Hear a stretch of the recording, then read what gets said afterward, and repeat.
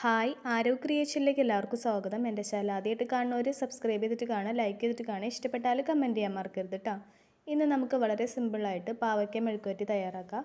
അതിന് വേണ്ടിയിട്ട് 3 പാവയ്ക്ക എടുത്തിട്ടുണ്ട് കേട്ടോ. അപ്പോൾ ഇതുപോലെ കട്ട് ചെയ്തിട്ട് അതിൻ്റെ ഉള്ളിലത്തെ കുരുക്കളും ആ വെള്ള സാധനങ്ങളൊക്കെ ഒരു സ്പൂൺ വെച്ചിട്ട് ചുരണ്ടി എടുത്തിട്ടുണ്ട് കേട്ടോ. അപ്പോൾ നമുക്ക് എല്ലാത്തിൻ്റെയും അങ്ങനെ ആക്കിയെടുക്കാം കേട്ടോ. 3 ചെറിയ പാവയ്ക്കയാണ് എടുത്തിട്ടുണ്ടായിരുന്നത്, അത് 3ഉം ഇതുപോലെ ആക്കി എടുത്തിട്ടുണ്ട്. ഇനി ഇതുപോലെ കട്ട് ചെയ്തെടുക്കാം കേട്ടോ.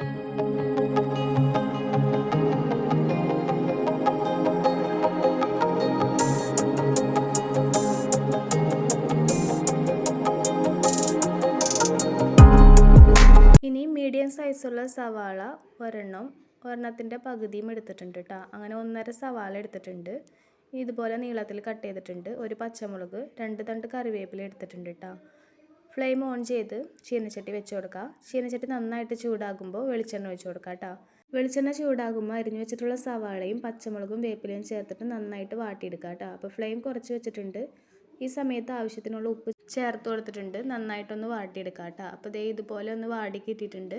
ഇതിനകത്തേക്ക് നമുക്ക് ആവശ്യത്തിനുള്ള മഞ്ഞൾപ്പൊടിയും എരിവിന് ആവശ്യമായിട്ടുള്ള മുളക് പൊടിയും ചേർത്തിട്ട് ഒന്ന് പച്ചമണം കളഞ്ഞെടുക്കാം കേട്ടോ.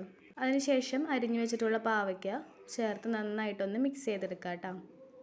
നന്നായി മിക്സ് ചെയ്തതിന് ശേഷം ഒരു 2 മിനിറ്റ് മൂടി വെച്ച് വേവിച്ചെടുക്കാം.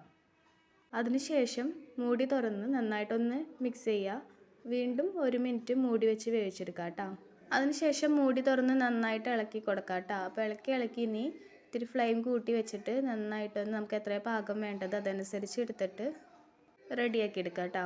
അപ്പോൾ ഞാൻ ദേ നന്നായിട്ടൊന്ന് ഇളക്കി നമുക്ക് എത്രത്തോളം മൂപ്പിച്ചെടുക്കാൻ പറ്റും അത്രത്തോളം മൂപ്പിച്ചെടുക്കുക. ഈ സമയത്ത് വേണമെങ്കിൽ കുറച്ചും കൂടി വെളിച്ചെണ്ണ ഒഴിച്ച് കൊടുക്കാം കേട്ടോ. ഫ്ലെയിം കൂട്ടി വെച്ചിരിക്കുകയാണ്, അതുകൊണ്ട് കൈ വിടാതെ ഇളക്കി കൊടുക്കുക. ഇപ്പോൾ ദേ നന്നായിട്ട് റെഡി ആയിട്ടുണ്ട്. ഇനി നമുക്ക് ഫ്ലെയിം ഓഫ് ചെയ്യാം, മറ്റൊരു പാത്രത്തിലേക്ക് മാറ്റാം കേട്ടോ.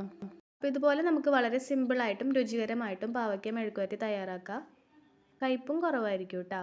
അപ്പോൾ ഇതുപോലെ ഒന്ന് ട്രൈ ചെയ്ത് നോക്കാം എല്ലാവരും. വീഡിയോ കണ്ട എല്ലാവർക്കും താങ്ക് യു.